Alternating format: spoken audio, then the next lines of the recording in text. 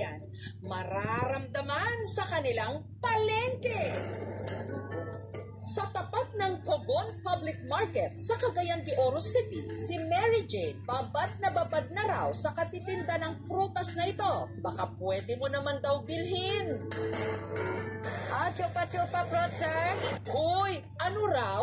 Ang sarap ng chupa-chupa. Ginuya ko yung chupa-chupa. Creamy siya at saka malambot. First time ko po nakatikim ng chupa-chupa. Kapag natikma, ayaw mong tigilan. Bago pa kayo maeskandalo, ang inilala ko ni Mary Jane, ang prutas na ito na pabilog at may makapal na tangkay, kulay brown ang balat at matingkat na kahel o dilaw naman ang laman.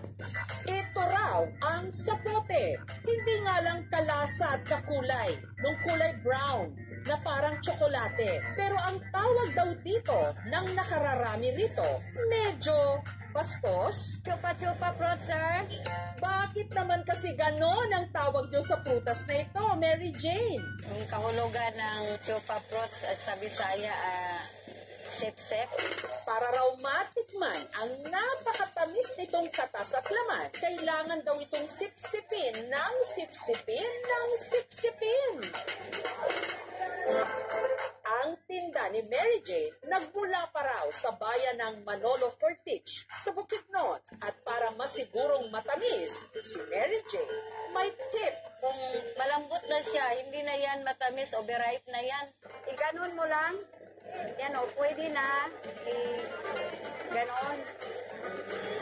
Yung matigas, pwede yung gabitan ng kutsilyo. Pag matigas, iganyan lang, dalawang hiwa.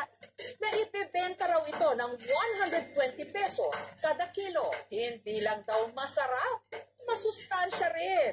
Parang mangga at saka papaya. Mawala ang mga mga sakit namin.